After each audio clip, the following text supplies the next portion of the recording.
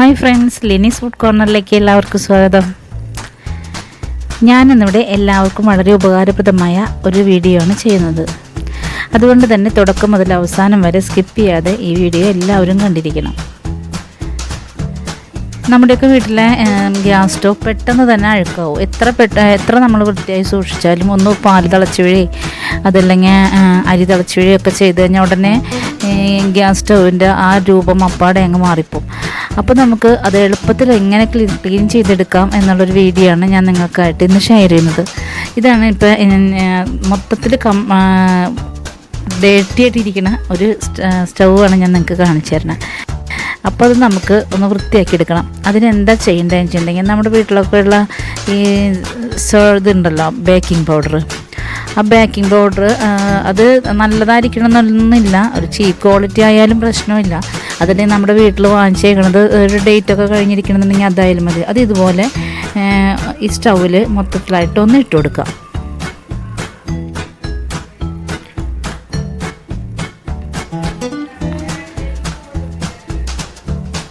ഇതുപോലെ എല്ലായിടത്തും ആവണ രീതിയിൽ നമ്മൾ ബേക്കിംഗ് പൗഡർ ഇട്ട് കൊടുക്കുക. എന്നിട്ട് അതിലേക്ക് നമ്മുടെ വിനീഗർ ഉണ്ടല്ലോ, അത് ഏത് ബ്രാൻഡിൻ്റെ ആയാലും കുഴപ്പമില്ല. ആ വിനീഗർ കുറച്ച് ഇതിലേക്ക് ഒന്ന് നനച്ച് കൊടുക്കുക. അപ്പോൾ തന്നെ നമുക്ക് അതിൻ്റെ റിസൾട്ട് അറിയാൻ പറ്റും. ഈ വിനീഗറും ഈ ബേക്കിംഗ് പൗഡറും ഒക്കെ കൂടി കഴിയുമ്പോൾ അത് മിക്സായി കഴിയുമ്പോൾ കണ്ടില്ലേ, പതഞ്ഞങ്ങ് പൊങ്ങും. ആ പതഞ്ഞ് വരുന്നതിൻ്റെ കൂടെ തന്നെ അതിൽ പിടിച്ചിരിക്കുന്ന അഴുക്കുകളൊക്കെ ഒന്ന് അത് വന്ന് വിട്ട് വരും. ശരിക്കും അങ്ങോട്ട് ഇളകി പോരും ഇത് ഇടുമ്പോൾ തന്നെ. അത് ബേക്കിംഗ് പൗഡറോ ബേക്കിംഗ് സോഡയോ എന്തായാലും പ്രശ്നമില്ല. എന്നിട്ട് നമുക്ക് ഇതൊരു സ്ക്രബ്ബർ എടുത്തിട്ട് ഒന്ന് പതുക്കെ ഒന്ന് എല്ലായിടത്തേക്കും ഒന്ന് ആക്കി കൊടുക്കാം. പതുക്കെ ഒന്ന് സ്ക്രബ് ചെയ്ത് കൊടുക്കുക. എന്നിട്ട് നമ്മളൊരു അരമണിക്കൂർ അവിടെ ഇരിക്കട്ടെ.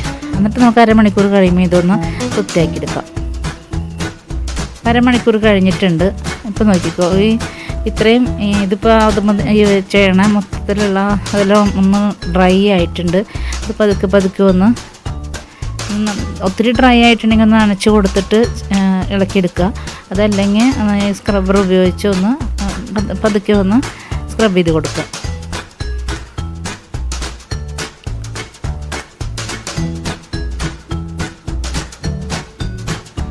ഇവരെല്ലാം അവിടുത്തെ ചെറിയ ഗ്യാപ്പുകളൊക്കെ ഉണ്ടല്ലോ, അവിടെയൊക്കെ നമ്മൾ ശരിക്കും ഒന്ന് ആ സ്ക്രബ്ബർ എത്ര വിധത്തിലൊന്ന് സ്ക്രബ് ചെയ്ത് കൊടുക്കണം.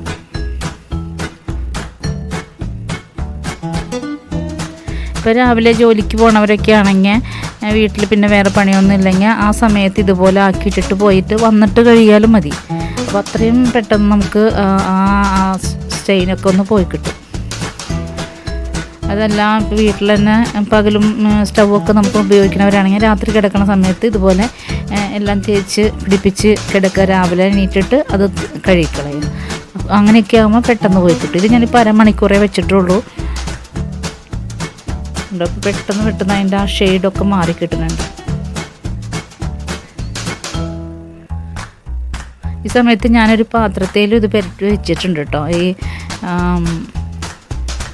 ബേക്കിംഗ് സോഡയും അതുപോലെ വിനാഗിരിയും കൂടി മിക്സ് ചെയ്ത് ഞാനൊരു ചെറിയ സോസ് പാനായിരുന്നു, അത് ഇതുപോലെ കരിയൊക്കെ പിടിച്ച് മാറ്റിയിട്ടിരുന്നതാണ്. അത് ഞാൻ തേച്ച് ഒന്ന് കഴുകി ഇതുപോലെ കാണിച്ചു തരാൻ വേണ്ടി പുരട്ടി വെച്ചിട്ടുണ്ട്.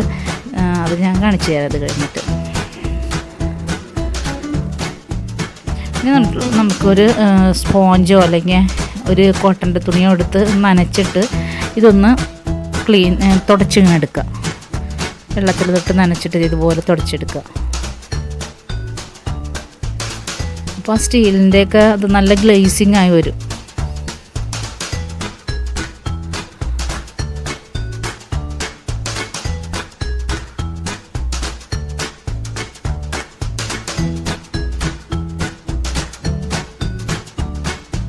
വളരെ പെട്ടെന്ന് തന്നെ നമുക്കിത് ചെയ്തെടുക്കാൻ പറ്റും. നമുക്ക് പിന്നെ ഈ ബർണറിന് തൊട്ട് അടുത്തുള്ള അത്രയും സ്ഥലമേ നമുക്ക് ഷെയ്ഡ് അത്രയും മാറാതെ അങ്ങനെ ഇരിക്കുള്ളൂ. എന്നാലും അതിൻ്റെ പറ്റിപ്പിടിച്ചിരിക്കുന്നതെല്ലാം കൂടെ പോരും. പക്ഷേ ആ സ്റ്റീലിൻ്റെ ഷെയ്ഡൊന്ന് മാറും. കാരണം ഫുൾ നമ്മൾ കത്തിക്കുന്ന സമയത്ത് ആ സ്ഥലമൊക്കെ ശരിക്കും അങ്ങ് സ്റ്റീല് പഴുത്ത് വരണതാണല്ലോ. അപ്പോൾ ആ സ്റ്റീലൊന്ന് നമ്മൾ സ്റ്റൗവിൽ വെച്ച് എന്തെങ്കിലും ചെയ്താൽ തന്നെ സ്റ്റീൽ പാത്രങ്ങളുടെ കടി കണ്ടിട്ടില്ലേ ബ്ലാക്ക് ഷെയ്ഡായി മാറണത്. അത് നമുക്ക് എന്തായാലും മാറ്റിയെടുക്കാൻ പറ്റില്ല. പക്ഷേ ഈ കറ പിടിച്ച് മൊത്തത്തിൽ ഇങ്ങനെ ഉണങ്ങി പിടിച്ചൊക്കെ ഇരിക്കുന്നത് പെട്ടെന്ന് മാറി കിട്ടും. ഇപ്പോൾ ഈ സ്റ്റൗ തന്നെ കണ്ടില്ലേ, ഏതാണ്ട് ഒരു 5-8 വർഷത്തിൻ്റെ അടുത്ത് പഴക്കമുള്ള സ്റ്റൗവാണിത്. പക്ഷെ കണ്ടു കഴിഞ്ഞാൽ പറയില്ല അത്രയായിട്ടുണ്ടെന്ന്. ഞാൻ ഇങ്ങനെയാണ് ക്ലീൻ ചെയ്യുന്നത്. ഇപ്പം നല്ലതുപോലെയൊക്കെ ക്ലീനായി വന്നിട്ടുണ്ട്. ഇത് കണ്ടോ, ഇത് ഗ്ലേസിങ് നോക്കി പെട്ടെന്ന് തന്നെ നമുക്ക് ക്ലീൻ ചെയ്തെടുക്കാൻ പറ്റും. ഇപ്പോൾ തൊട്ടപ്പുറത്തെ സ്റ്റൗ നോക്കാം, ഞാനിപ്പോൾ അത് ക്ലീൻ ചെയ്യാത്തതാണ്. അതിൻ്റെ ഒരു ഇത് കണ്ടോ, വെറുതെ ഞാനൊന്ന് ഒരു നനഞ്ഞ തുണിയെടുത്ത് തുടച്ചിട്ട് മാത്രമേ ഉള്ളൂ. ഇപ്പോൾ ഇതിൻ്റെ സെൻറ്റർ കണ്ട് ലെഫ്റ്റിലേക്കാണ് ഞാൻ ഈ ബ്ലീച്ചൊക്കെ ഇട്ടിരുന്നത്, ഈ സോഡ പൊടിയൊക്കെ ഇട്ടിരുന്നത്. അത്രയും സ്ഥലം നല്ല ഗ്ലേസിങ് വന്നിട്ടുണ്ട്. സ്റ്റീൽ കളറായിരിക്കുന്നത് ഞാനിപ്പോൾ ക്ലീൻ ചെയ്തതും അലുമിനിയം കളറായിരിക്കുന്നത് ഞാൻ ക്ലീൻ ചെയ്യാത്തതാണ്. സെൻറ്റർ നോക്കിയറിയാം ഷെയ്ഡ് വേരിയേഷൻ. ഇപ്പം ഞാൻ മറ്റേ ഇതിൻ്റെ സ്റ്റാൻഡല്ല ഇപ്പോൾ സ്റ്റൗവിൽ ഞാൻ വെച്ചിരിക്കുന്നത്. കാരണം അതൊരു 5-8 വർഷത്തെ സ്റ്റൗവാണ്. അപ്പോൾ അതുകൊണ്ട് ആ സ്റ്റാൻഡൊക്കെ ഫ്ലെയിം വന്ന് അതൊക്കെ ദ്രവിച്ചിട്ടുണ്ടായിരുന്നു. അപ്പം ഞാൻ വേറൊരെണ്ണം വാങ്ങിച്ച് വെച്ചതാണ് അത് ഇരുമ്പിൻ്റെ. കണ്ടോ, ഇത് കണ്ടോ, ഇത് ഞാൻ വെറുതെ തുടച്ചെടുത്ത് എന്നിട്ട് ബ്ലാക്ക് ഷെയ്ഡൊന്നും പോയി കിട്ടണില്ല. ഇതിൽ നോക്കി, ഇതിൽ കറക്റ്റ് നല്ല വൃത്തിക്ക് എനിക്ക് പുതിയ സ്റ്റൗ പോലെ ഇരിക്കുന്നുണ്ട്. ആ ബർണറിൻ്റെ തൊട്ട് മാത്രമേ ഒരു ബ്ലാക്ക് ഷെയ്ഡ് വരണുള്ളൂ. ഇത് ഞാൻ ആ സമയത്ത് തന്നെ ഈ ബേക്കിംഗ് സോഡയും ഇതും വിനാഗിരിയും കൂടി പുരട്ടി വെച്ച ഒരു സോസ് പാനാണിത്. അതിൽ ഞാൻ ഇത്തിരി ഉപ്പ് ഇട്ട് നമ്മൾ ഉരച്ചെടുക്കുകയാണെങ്കിൽ പെട്ടെന്ന് പോയി കിട്ടും. കാരണം ഉപ്പിന് ഇത്തിരി ഇങ്ങനെ പെട്ടെന്ന് തന്നെ അഴുക്ക് ഇളക്കി കളയാനുള്ളൊരു പവറും ഉണ്ട്. അതുമാത്രമല്ല ഇത്തിരി ഗ്രിപ്പും കിട്ടുമല്ലോ. നല്ല ഗ്ലേസിങ് ആയിട്ട് വരും. എങ്ങനെ തേച്ചാലും വൃത്തിയാവാത്തൊരു സോസ് പാനായിരുന്നത്. നിങ്ങളെ കാണിക്കാൻ വേണ്ടി ഞാനൊന്ന് ഇതൊക്കെ പെരട്ടി വെച്ചേക്കണതാണ്. എത്രമാത്രം ക്ലീൻ ആവുമെന്ന് നമുക്ക് ചെയ്ത് നോക്കുമ്പോൾ അറിയാൻ പറ്റും.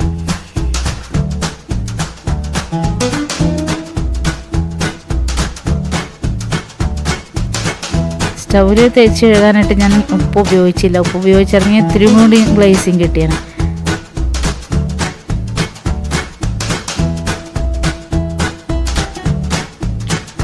കണ്ടോ, ആ ബ്രാസിൻ്റെ സൈഡൊക്കെ പെട്ടെന്ന് കളർ വെച്ച് വരുന്നുണ്ട്. പിന്നെ എന്താണെന്ന് വെച്ചിട്ടുണ്ടെങ്കിൽ അതിൻ്റെ ജോയിൻറ്റ്, ബ്രാസും സ്റ്റീലും തമ്മിലുള്ള ജോയിൻറ്റിൻ്റെ അവിടെ മാത്രമാണ് ഇപ്പോൾ ഇത്തിരി ഒരു ബ്ലാക്ക് ഷെയ്ഡ് നിൽക്കണേ. ബാക്കി എല്ലാ സ്ഥലവും ക്ലീൻ ആയിട്ടുണ്ട്. ഇപ്പോൾ അത്ര ഞാൻ കുറേ നാളുകളായിട്ട് ഉപയോഗിക്കുന്നില്ലായിരുന്നു. ഇതേ കളർ വന്നുകൊണ്ട് തേച്ചാലും വെളുക്കണില്ലായിരുന്നു. അപ്പോൾ അത് ഞാൻ അധികം ഉപയോഗിക്കുന്നില്ലായിരുന്നു. പക്ഷേ ഇപ്പോൾ ഒന്ന് ചെയ്ത് നോക്കാം എന്നുള്ള രീതിയിൽ ഞാൻ ഈ പാത്രത്തിൽ ഇതൊക്കെ തേച്ച് വെച്ചത്.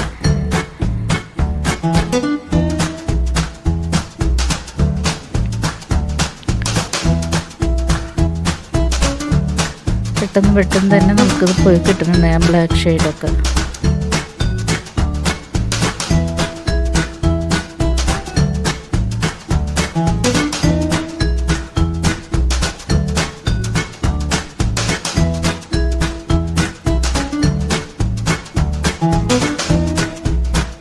അരമണിക്കൂർ മാത്രമാണ് ഞാനിത് പുരട്ടി വെച്ചേക്കണേ. കുറച്ചധികം സമയമൊക്കെ ഇരിക്കുകയാണെങ്കിൽ നമുക്ക് പെട്ടെന്ന് ഇത് ക്ലീനാക്കി എടുക്കാൻ പറ്റും.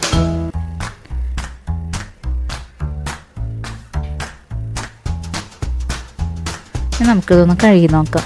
കണ്ടോ, ആ ജോയിൻറ്റിൻ്റെ അവിടെ മാത്രമാണ് ഇത്തിരി കറുത്തിരിക്കുന്നത്. അതും കൂടി നമുക്കൊന്ന് കളഞ്ഞെടുക്കാം.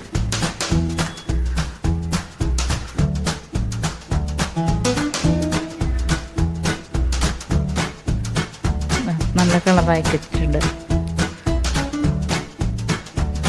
പാത്രവും നല്ല കളറായി, സ്റ്റൗവും നല്ല കളറായി. പാത്രത്തിനൊക്കെ എന്ത് ഗ്ലേസിങ് ആണെന്ന് നോക്കിയപ്പം ആ ജോയിൻറ്റിൽ ബ്ലാക്കൊക്കെ തേച്ച് കഴുകിക്കളഞ്ഞു. അപ്പോൾ എല്ലാവർക്കും വളരെ ഉപകാരപ്രദമായ വീഡിയോ ആണിത്. നിങ്ങൾ ഇതൊന്ന് ട്രൈ ചെയ്ത് നോക്കുക. പഴയ പാത്രങ്ങളൊക്കെ ഇതുപോലെ ബേക്കിംഗ് സോഡ അല്ലെങ്കിൽ മറ്റേ ബേക്കിംഗ് പൗഡർ എന്തെങ്കിലും ഉപയോഗിച്ച് ഇതുപോലെ പുരട്ടി വയ്ക്കുക, എന്നിട്ട് തേച്ച് കഴുകിയെടുക്കുക. പെട്ടെന്ന് ശരിയായി കിട്ടും. സ്റ്റൗ തേക്കുന്ന സമയത്ത് ഇത്തിരി ഉപ്പും കൂടി ചേർത്ത് കഴിഞ്ഞാൽ ആ ഗ്രിപ്പ് കൊണ്ട് പെട്ടെന്ന് പോയി കിട്ടും. ഞാനിതിപ്പോൾ ഉപ്പ് ചേർത്തില്ലായിരുന്നു. അപ്പോൾ എൻ്റെ ഇന്നത്തെ വീഡിയോ നിങ്ങൾക്ക് ഇഷ്ടപ്പെട്ടെന്ന് ഞാൻ വിശ്വസിക്കുന്നു. ഇഷ്ടപ്പെട്ടാൽ ലൈക്ക് ചെയ്യുക, ഷെയർ ചെയ്യുക, സബ്സ്ക്രൈബ് ചെയ്യുക. തൊട്ടടുത്ത ബെല്ലൈക്കണും കൂടി ഒന്ന് പ്രസ് ചെയ്യുക. മാത്രമല്ല ഞാൻ എല്ലാ ദിവസവും ഇടുന്ന എൻ്റെ വീഡിയോസ് നിങ്ങളിലേക്ക് പെട്ടെന്ന് കിട്ടുന്നതിന് വേണ്ടി ഓൾ എന്ന ഓപ്ഷനും കൂടി ഒന്ന് പ്രസ് ചെയ്യാൻ ഓർക്കണേ. അപ്പോൾ നിങ്ങളെല്ലാവരും ഇതൊന്ന് ഫോളോ ചെയ്യണം. എന്നിട്ട് നിങ്ങൾക്ക് നിങ്ങളുടേതായ അഭിപ്രായങ്ങൾ കമൻറ്റ് ബോക്സിലൊന്ന് കമൻറ്റ് ചെയ്യാം. അപ്പോൾ നാളെ നമുക്ക് വ്യത്യസ്തമായ മറ്റൊരു വീഡിയോയുമായിട്ട് വരാം. Thank you.